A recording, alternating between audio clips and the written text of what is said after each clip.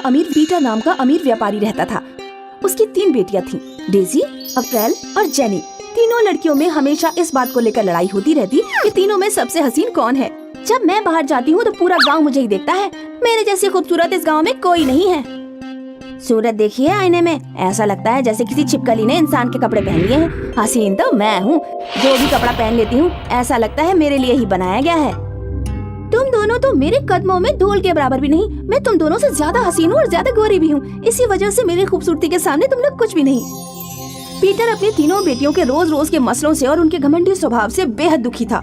उसने सारी बातें अपने बूढ़े मुनीम को बता दी। एक काम कीजिए हुजूर, एक प्रतियोगिता का आयोजन कीजिए। कैसी प्रतियोगिता?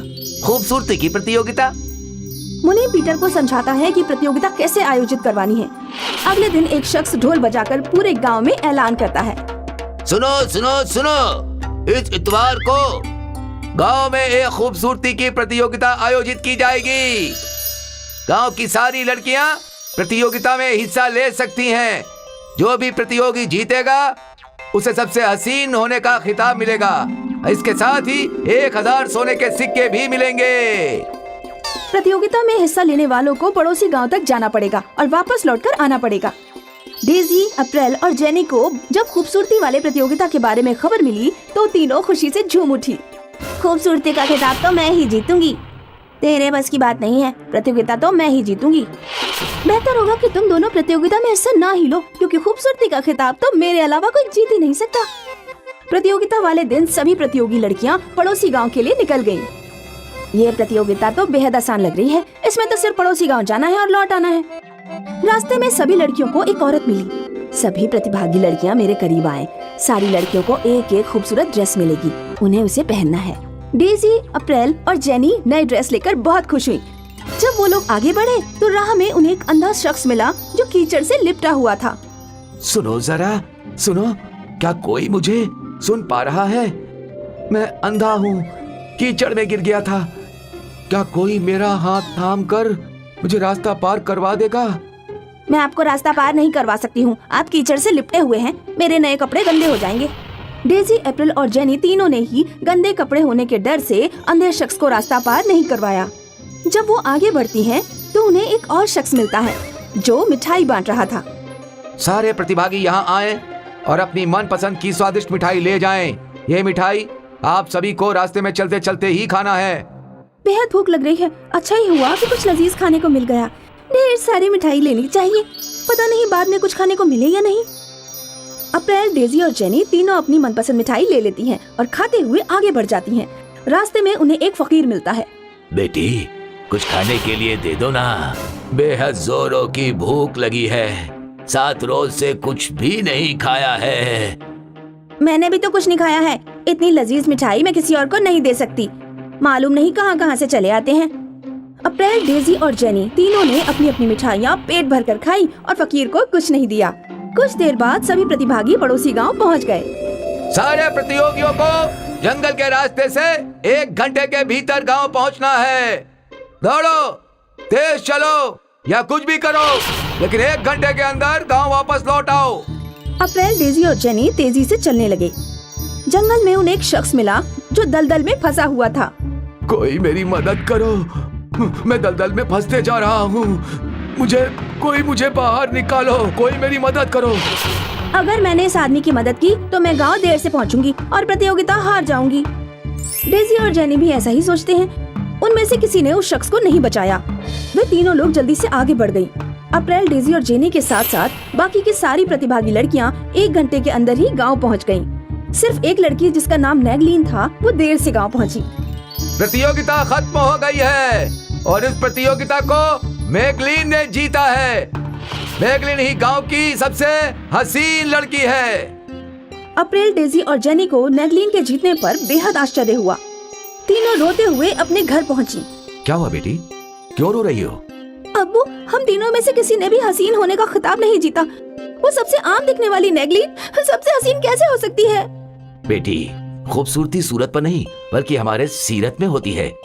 सीरत से मेरा मतलब है कि हमारा किरदार कैसा है। तुम तीनों ने अपने कपड़े मैले होने के डर से उस अंधे शख्स को रास्ता पार नहीं करवाया, लेकिन मैगलीन ने अपने कपड़ों की फिक्र किए बगैर उस शख्स को रास्ता पार करवाया। तुम तीनों को सिर्फ अपने भूख की फिक्र थी। तुमने उस फकीर को भी कुछ नहीं दिया, जबकि मैगलीन ने अपनी सारी मिठाई उस फकीर को दे दी। तुम तीनों ने जंगल के दलदल में डूबे हुए उस शख्स को भी नहीं बचाया, क्योंकि तुम सभी में प्रतियोगिता जीतने की भूख सवार थी, जबकि मैगलीन ने प्रतियोगिता जीतने की परवाह किए बगैर उस शख्स की जान बचाई। मैगलीन का किरदार खूबसूरत था, उसकी सीरत खूबसूरत थी, इसी वजह से उसे हसीन होने का खिताब दिया गया। उस दिन अप्रैल, डेजी और जेनी को खुद बेहद शर्मिंदगी महसूस हुई और उन तीनों ने झगड़ा करना बंद कर दिया।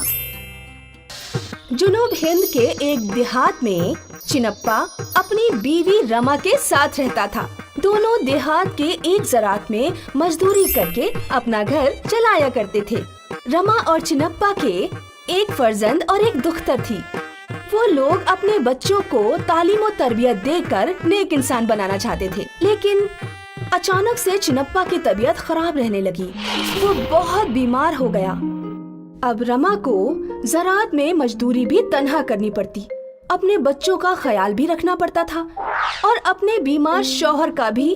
उसके हालात बहुत ही बदतर हो गए थे। एक रोज चिनप्पा की तीमारदारी के लिए उसके भाईजान मोहन आए। भाईजान, आपकी तबीयत तो बहुत ज्यादा खराब है। आपने किसी काबिल हकीम को दिखाया कि नहीं? दिखाया भाईजान, लेकिन कोई सलाहियत नहीं मिल रही। मैं दरगाह आपके नाम से खुदा से इल्तिजा दुआ फरियाद करूंगा आपकी सलामती के लिए। शुक्रिया भाईजान।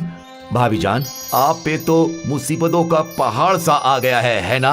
हाँ भाईजान, लेकिन हालात से शिकस्त कैसे हो जाऊं? भाभी जान, मैं एक इडली की दुकान डाल रहा हूँ। क्या आप वहाँ इडली फराहम करना चाहेंगी, जिससे आपको बेइंतहा पैसे मिलेंगे और आपके घर के हालात भी सुधर जाएंगे? मुझे जो भी मुनाफा होगा वो हम दोनों तकसीम कर लिया करेंगे। हाँ ठीक है भाईजान। और दूसरे दिन से रमा मोहन की दुकान में इडली बनाने लगी। देहात के आवाम को रमा की बनाई इडली बेइंतहा पसंद आती। देखते ही देखते रमा की बनाई हुई इडली मशहूर हो गई। दुकान में रोज लोगों की मजलिस होने लगी। दोनों रमा और मोहन बहुत खुश थे, क्योंकि दोनों का मुनाफा बढ़ता जा रहा था। कमाए हुए दौलत से रमा ने चिनप्पा का बेहतरीन इलाज कराया और चंद दिनों में ही चिनप्पा फिर से सेहतयाब हो गया। अब 2 महीने गुजर गए। रमा और मोहन की दुकान में खरीदारों की मजलिस लगी रहती थी और आज रमा तसव्वुर करने लगी, ये इतनी सारी मजलिस मेरी इडली की वजह से ही तो है, तो मेरा मुनाफे पर ज्यादा हक हुआ। मोहन तो सिर्फ सामान मुहैया कराता है और खरीदारों को इडली बांध कर देता है, तो उसे बराबर की हिस्सेदारी नहीं मिलनी चाहिए।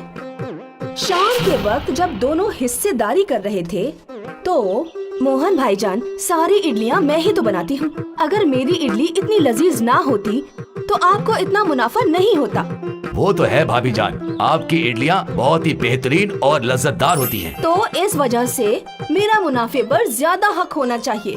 लेकिन भाभी जान, ये सरासर गलत है। मैं भी दिन भर मेहनत मशक्कत करता हूँ, तब जाकर इतना कमाते हैं। मतलब हम दोनों बरहक मेहनत करते हैं, इसलिए मुनाफे पर हम दोनों का बराबर का हक हुआ।